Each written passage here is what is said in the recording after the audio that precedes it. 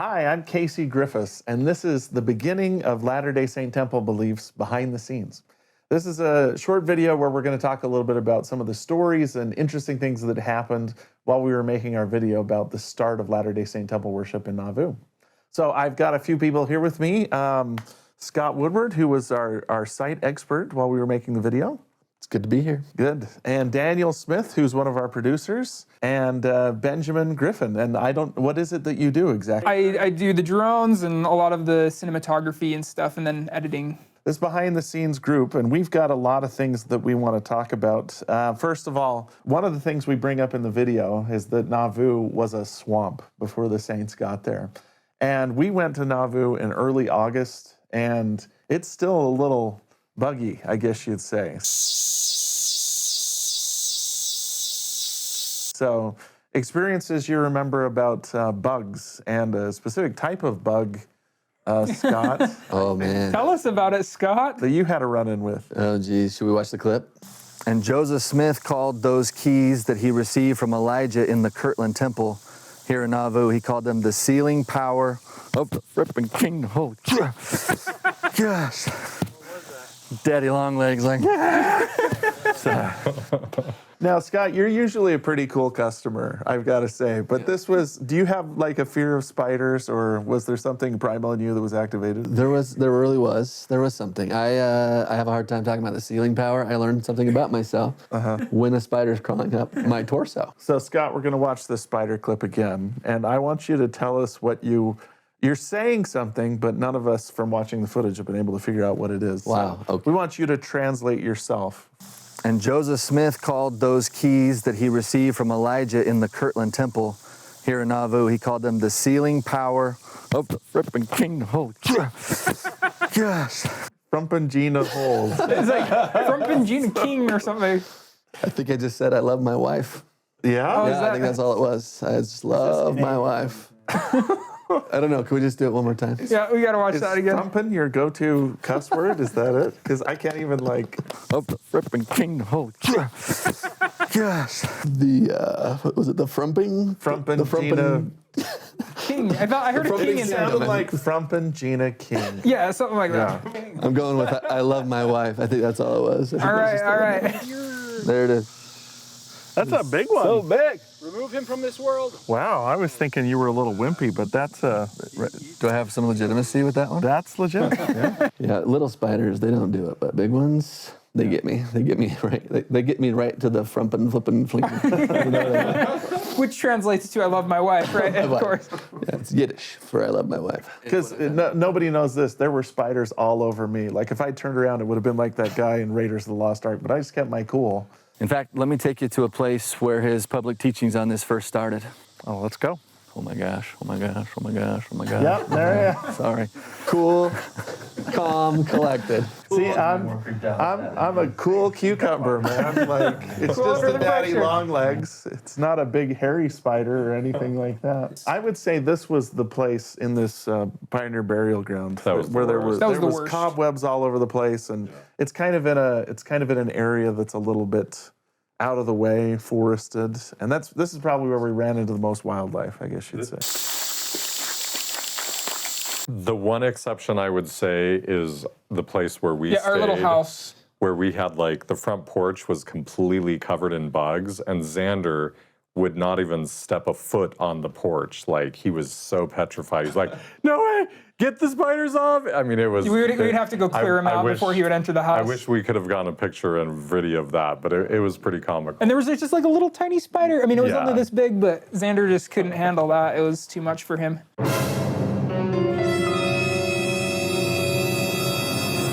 Well, I was supposed to drop off. They left a mic or something, and so I ran up to the front door to knock, and then I just kind of looked in, and they were just, I think, editing video already, and so I just kind of started scratching the door. And I'd wait, and Xander was like, "Arr." And I scratched a little before. And so finally he like kind of comes over to the door and he's like, what? And I was like, boom, I smacked right. And he's like, die. Yeah, I've never heard Xander scream that loud It was or awesome. that much like a girl. It was pretty crazy. Yeah, that was my payback for the spider crawling up. You know, it was the way that I released. Even though it had nothing to do with Xander. It was the way I released the inner turmoil that created in my soul. Right. It was a coping mechanism. Okay, I see. No, that was just pure fun, is what that was. We had a ton of fun. And this was, just so the audience knows, kind of one of our first attempts to do a video like this. To this extent. To this extent. Like we've this done a was, few other film shoots, but this was really the This first was time. like a big with drones and a film crew and A everything. full film crew, yeah. So what are some of the things that that you learned along the way? Some of the lessons? Well, there's a funny video that we could watch here where just little rookie mistakes like getting caught in the mirror with the cameraman, you know, like little things like that. Should we go upstairs? Yeah. Before we go upstairs, Right there. check this out. Here on the desk, this is where Section 128, as you just said, So one of the lessons that we can learn from this is like as a film crew, we need to be a lot more conscious of like where we are in the shot. And there's another one I think where we were in a graveyard and like our shadows were in the shot. So like you guys were there and then like all the cameramen are like lined up and you can see our shadows. But they were long work days. I mean, we were up at the crack of dawn going till late. I mean, I don't like for us as a film crew, it was hard on our bodies. But I don't know about you guys. What was your perspective on that? I mean, one of the big draws for us was we got to bring our wives on the trip. And so it was like a little getaway. My wife and mine's, 21st anniversary and things like that. But we were working the whole time, to the point to where our wives had weird little side projects they were doing. and they got to be pretty good friends. That was fun for Sarah and they'd Liz. go and They get just hung out smoothies. together. Let's talk about atmospheric conditions. So we had to insert a couple lines in the video, right, that were a little artificial. Say, oh, it stopped. It was for the pacing though. Yeah, for the pacing, but it rained a lot of the time we were there, and Well, especially the first day. I mean, it wasn't, the rest of the time we luckily had pretty good weather, but that first day it just was a downpour. And that's when we were planning to do a significant part of our shoot outdoors. And so. Okay, our first day of recording, and what we've mostly been doing now is hiding from the rain because it is pouring pretty badly right now. I'll show you guys how it looks like outside. You could see there's a little river going on there.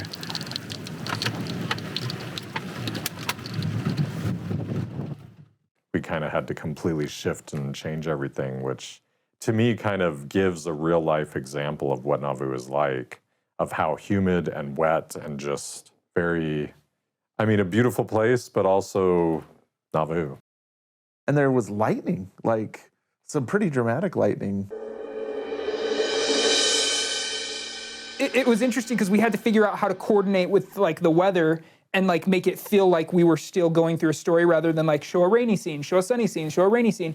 And so if you guys remember in the video, we like had a couple transition sequences that where you say like, oh, it stopped raining, just so that we could keep the story moving without it being distracting for our viewers. Yeah, I think I see some storm clouds coming in. Ah, shoot. Completely clear day. Yeah, that was 100% contrived. That blue sky.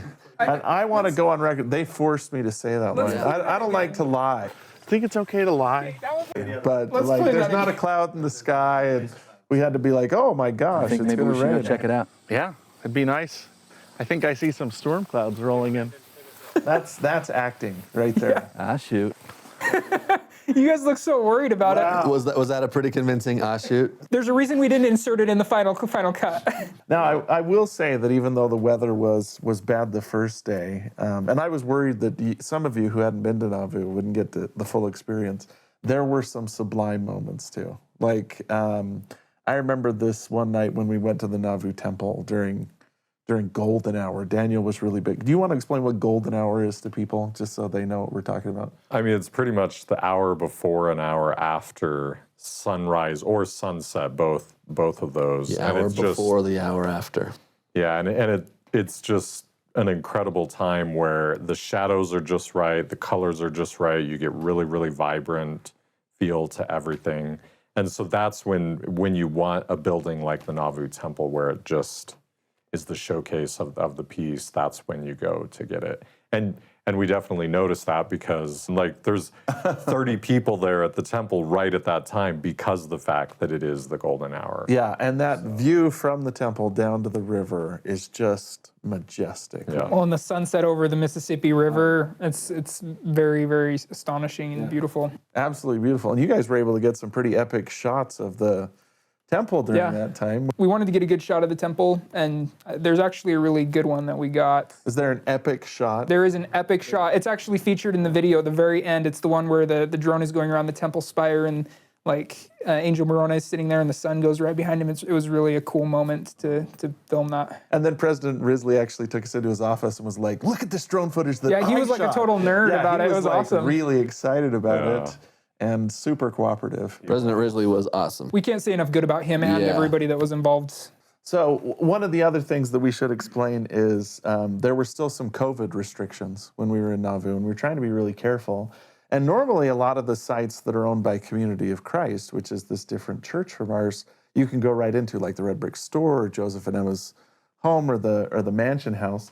We couldn't get into the Red Brick Store, and that was a key site because that's where the first endowments were administered. So Daniel, you actually made a 3D model that we featured. Tell us about that. Yeah, and I didn't actually make it. It was Eric Dukos, who is the father of Elder Dukos, who did the 3D model for Liberty Jail.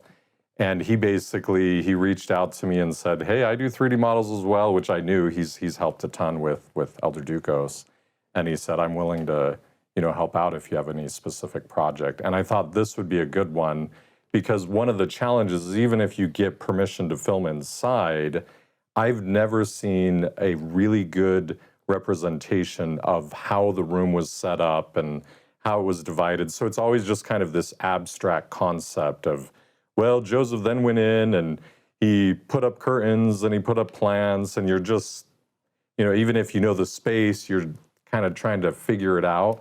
And so I thought not only the fact that we couldn't get in because of the COVID restrictions, but also because of the fact that we could animate it and add these features that have never been seen before. I don't know of another single animation that does this. That might have been my favorite part of the whole video is I'm outside the Red Brick Store, we're talking, and I'm explaining what happened, and then all of a sudden it goes to the 3D rendering of Joseph Smith's office, and then it goes to the room, the assembly room with the curtains, and we don't know if it was actually set up exactly like that. Yeah.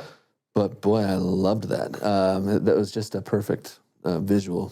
Yeah, and I thought it was really groundbreaking because I've never seen that before.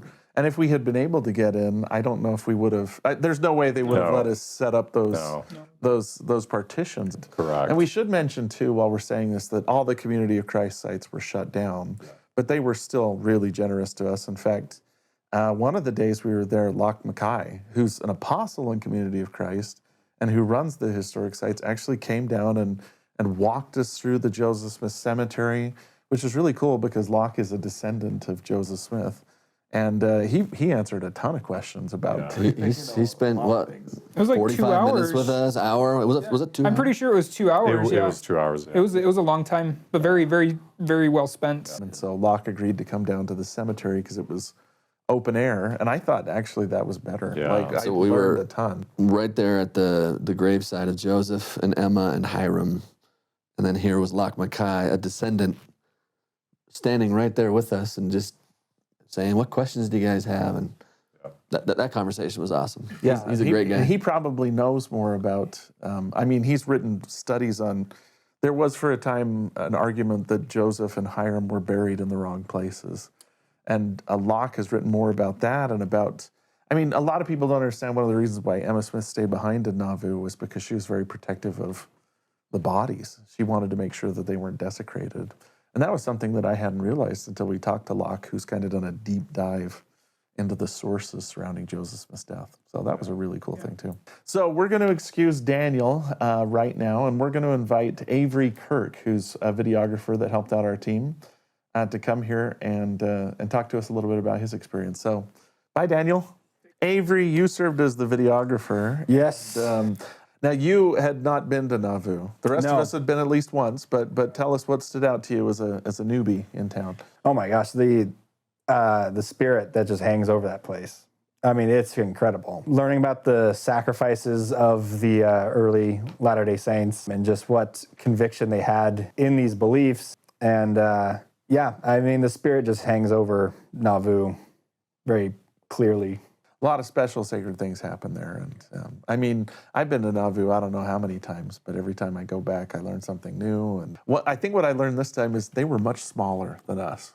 Or maybe I'm large, but do you remember the William Weeks house, that one staircase that we went down? Oh, yeah. That like literally you had to go like this to get down into the basement, and I think I had to turn sideways, and I'm not a small person. Some of those spaces in those homes are crazy small. Speaking of houses, a lot of the stuff that got cut from the video was probably stuff around Joseph and Emma's home. Do you remember some of the things that we talked about there that might? Yeah, so we went to the Joseph Smith home. That's where we talked about eternal marriage, right? Where Joseph got married there to Emma.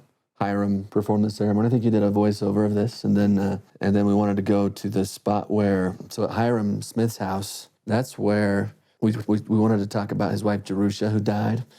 There was a sermon that Hiram gave in Nauvoo that we kind of cut and condensed down in the video, but it's the first one I'm aware of where Hiram talks about his wife who had passed away, but that Joseph had said that he could be sealed to his deceased wife because of the keys of Elias and Elijah, and the just the hope that burns in that doctrine. And when it comes from Hiram, it means more because his wife had died, and he was hanging on the words of his prophet brother and the conviction that he had about that.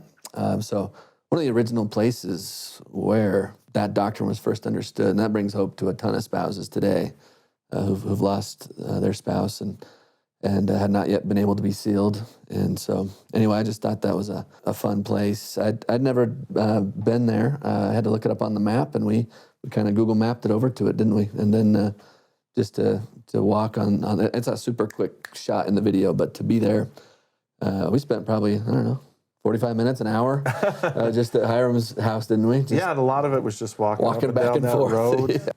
And one of the places I want to highlight that we went to was Ramus. I've never been to Ramus, which is the place where Joseph Smith gives the sermons that become section 130 and 131. And while we were there, we actually, I don't know why we did this, but you and I went on a little side expedition and found Catherine Smith's. This is Joseph Smith's sister's grave. Yeah. Right. What do you remember about that? Yeah, she was there for a long time. She lived to a pretty good old age, and she stayed in that area. And to her dying day, she bore witness of her brother's prophetic calling. Pretty cool. There's a great statement about her testimony of the Book of Mormon and weeping as she read it for the first time. And that's one of the major evidences, one of 1,000 evidences that Joseph Smith was a true prophet, is that those who knew him best, like his own family, believed him the most, right? It's pretty hard to pull the wool over the eyes of your family, right? You can do it over strangers probably, but yeah, his siblings, they were convinced to the core that he was telling the truth. So yeah, fun to be there. Two sisters lived there in Ramus, and then I don't know where Sophronia is buried, but Catherine, she's right there. Yeah. What were your impressions of that? I just thought how cool it was to go there because for some reason in our discussions of this, we always talk about Joseph Smith's brothers. I mean, for obvious reasons, Hiram's in Carthage jail and in the first presidency, and William's an apostle, and Samuel's the first missionary. But the Smith sisters, like you mentioned, there's Catherine and Sophronia and Lucy, don't always get the attention that maybe they deserve. And I was also really touched that Joseph is going to Ramus, which is, I don't know, like 15 miles away, which is it was a little bit of a it's drive. a day trip for them to visit his sister, and some of these teachings about eternal families come out when he is there with his family. Just like you said, the Smiths were tight-knit. They stayed within close proximity of each other their entire lives, and boy, they again and again, they sacrificed to be together as a family, and that leads to some cool revelations about family. So we had a great time in Nauvoo, but this was one of two videos we were shooting while we were in Nauvoo. The other one focused on Carthage jail and Joseph Smith's final days. And oh boy, like, wow. Did we have an amazing experience going through every square inch of Carthage jail. I hope that that video, which is coming up, is going to really touch a lot of people too and help them appreciate what happened on June 27, 1844. Well, thank you for joining us for this behind the scenes view. We had so much fun and learned so much running around Nauvoo. We hope that you'll join us for our future videos on Carthage Jail and even more as we continue to visit some of these holy sites of the Restoration.